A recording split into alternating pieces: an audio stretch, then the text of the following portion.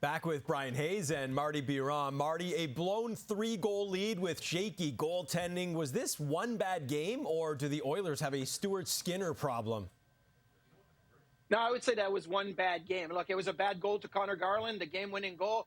But the Edmonton Oilers, the skaters, as a team, when Hyman made it 4-1, and it was a bad goal on Shilovs, you would think, hey, let's shoot even more on that shaky goaltending. No, they didn't get a shot on net for 20 minutes and more. And this was one of their worst performance when you look at the expected goals. Only a 1.6 expected goal in the game, 5 high-danger chances. They had a game against the LA Kings where they won 1-0 with 4 high-danger chances. Skinner was really good. But the Oilers stopped skating, stopped competing, stopped playing. They didn't draw any penalties. That's a sign. When you play hard, you're going to draw penalties. The only power play they got was early in the game on too many men on the ice. So it's not that the Oilers were good at all. They didn't skate, and they definitely put it all on Skinner's plate towards the end. He didn't perform at the level you want him to be, but that one is definitely on the players. They have to be better in front of their goaltender. Yeah, it's the nature of the position. Marty knows this. It's so overanalyzed. It's overhyped. It's overcriticized. If they win, the goalie gets too much credit. If they lose, the goalie gets too much heat.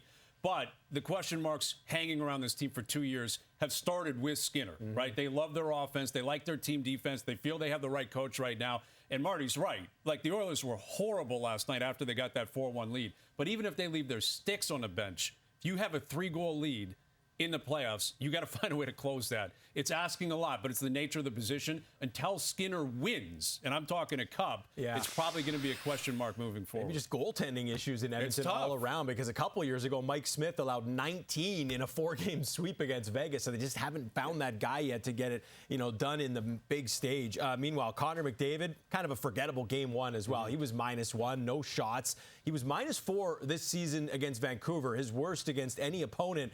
Is this a small sample size, Brian, or are the Canucks just a bad matchup for Connor McDavid? I don't think there is truly a bad matchup for this guy, but he's played poorly against them. There's no disputing that. He was not any good last night. He didn't show up. I mean, that's an issue. It's his team. He's McDavid. His team had a 4-1 lead. He could have made it 5-1. He didn't do that. And during the regular season, they got punked by Vancouver. And again, he was on the ice leading the charge for that. But he's so good. He's so above and beyond, I think, any matchup if he shows up and plays the way he's capable of playing. But Vancouver deserves a ton of credit. They've defended him really well this year. They defended him great last night. It's a challenge. Like, I think last night, at a minimum, he better be awake. I expect a big response, but it's still too small of a sample size for me, or I believe anyone, to doubt Connor McDavid.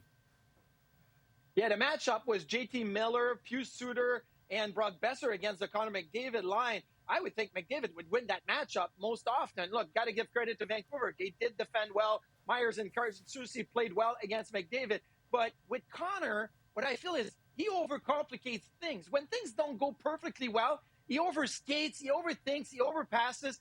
He can't play just a simple game of just saying, I'm going to get pucks on net. He has to always kind of think the next step. It's a blessing and a curse at the same time. He's the best player in the league. But when the situation presents itself that it's a little complicated, often he overthinks it. So I think it goes back to normal for the rest of the series. McDavid and the Oilers need a response. Like you said, they are slim favorites on FanDuel to even the series on Friday night.